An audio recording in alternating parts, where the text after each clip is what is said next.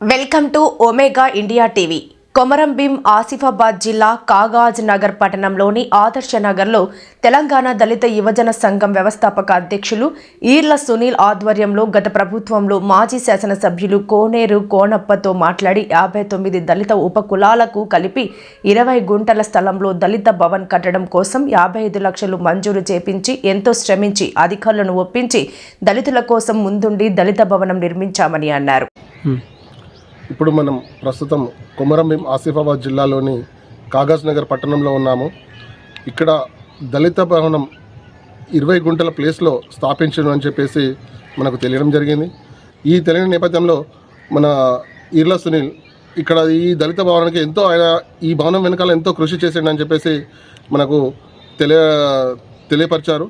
ఆ తెలియపరిచిన విధానంగానే అసలు దీని వెనకాల ఉన్న కృషి ఏంటిది, ఆయన ఏ విధంగా కష్టపడ్డాడు అనేది మనం ఇప్పుడు మన ఈర్ల సునీల్ వారి మాటల్లోనే తెలుసుకుందాము.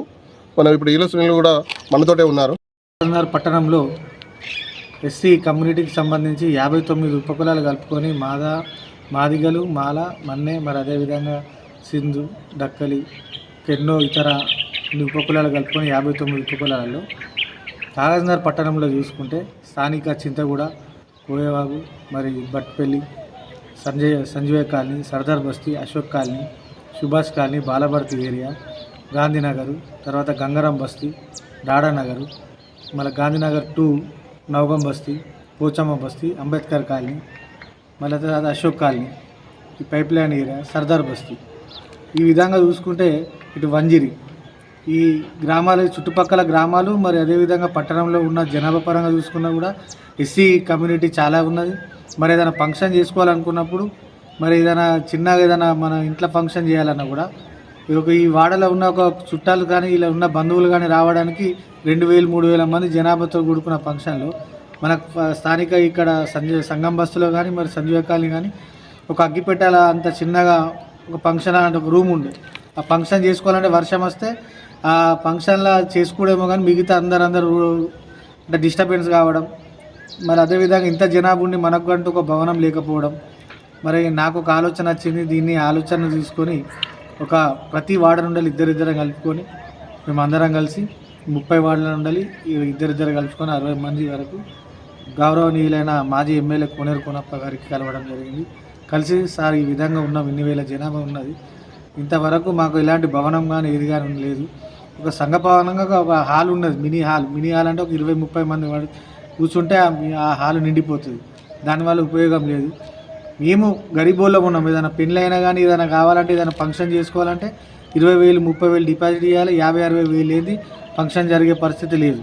కనుక మేమందరం ఆలోచించి సార్ మరి ఇంత జనాభా ఉన్నది, అందరూ దరిద్ర రేఖ దిగువన ఉన్నారు, ఎవరు ఉన్నవారు లేరు. మరి ఇలాంటి సమయంలో మీరు ఒక స్థలం కేటాయించి మాకు అందరికీ ఒక భవనం లాగా ఇస్తే దాంట్లో మేము సాంస్కృతిక కార్యక్రమాలతో పాటు మరి ప్రజలకు ఉపయోగపడే కార్యక్రమాలతో పాటు మరి పెళ్ళిళ్ళు కానీ గరీబోళ్ళ పెళ్ళిళ్ళు కానీ ఏదైనా కార్యక్రమాలు చేసుకుంటామని చెప్పి సార్ దృష్టికి తీసుకుపోవడం జరిగింది. మరి అదేవిధంగా ప్రతి వార్డు నుండి కూడా సర్వే చేసి ఇంత జనాభా ఉన్నది కనుక వీరికి కంపల్సరీ ఈ కమ్యూనిటీ భవనం ఇవ్వాల్సిందని ఎమ్మెల్యే గారు 2016 నుండి ఇప్పటి వరకు 8 సంవత్సరాలు తిరిగంగా సార్ కూడా ప్రయత్నం చేస్తూ మరి ఇక్కడ ఉన్న ఎక్కడ గవర్నమెంట్ ల్యాండ్ ఉన్నదో సేకరించి ఇక్కడ ఆదర్శ్ నగర్లో ఉన్న సర్వే నెంబర్ 90లో 20 గుంటల భూమిని మరి ₹1 కోటి శాంక్షన్ చేయడం జరిగింది. అందులో మొదటి విడత 55 లక్షల రూపాయలు మనము పూర్తి కావడానికి ఇప్పుడు అంటే ఇంకా కిటికీలు లేవు, మెయిన్ డోర్స్ లేవు, కరెంట్ ఫిట్టింగ్ అలా ఇంకా పూర్తి ప్లాస్టింగ్ కాలేదు. అయితే ఇంకా ఇప్పుడు ఎంత బడ్జెట్ అవసరమని మీరు అనుకుంటారు ఈ దళిత భవనానికి? అయితే ఈ భవనానికి 55 లక్షలు ఖర్చు అయితే పెట్టడం జరిగింది టెండర్ నోటీస్ ద్వారా. ఇప్పటి వరకు ఇంకా కొన్ని బిల్లు ఆగడం వల్ల అయిపోయింది. మినిమం ఇంకా 50 లక్షలు అయితే ఇట్లా కాంపౌండ్ వాళ్ళు ప్లస్ భవనం కూడా పూర్తయింది. ఇప్పటి వరకు ఈ స్థాయికి రావడానికి మాజీ ఎమ్మెల్యే కోనేరు కోనప్ప అయితే ఏ విధంగా అయితే సహాయ సహకారాలు అందించిండు, ఇప్పుడున్న నాయకుల దగ్గర కూడా మేము ఈ సమస్యను తీసుకుపోయి మరి దీనికి ఏదైతే వారి దృష్టికి తీసుకుపోయి బడ్జెట్ పరంగా కానీ కాంపౌండ్ వాళ్ళకి కానీ ఇంకా ఇంకేమేమి కావాలనేది వాళ్ళ దృష్టికి తీసుకుపోతాం. వాళ్ళు కూడా స్పందించి మాకు కూడా అనుకూలంగా ఇట్లా స్పందిస్తారని నమ్ముతున్నాం. మరి వాళ్ళతో కూడా చేయించి ఈ కార్యక్రమాన్ని ముందుకు తీసుకెళ్ళి అతి త్వరలోనే భవనం పూర్తి చేయడానికి ప్రయత్నం చెప్పదలుచుకున్నారా? 8 సంవత్సరాల దీని ఇంకా సుదీర్ఘ పోరాటం ద్వారా ఈ భవనం ఏర్పాటు చేసుకోవడం జరిగింది. స్థలం దక్కించుకున్నాం. అదేవిధంగా భవనం సగంలో ఆగిపోయింది.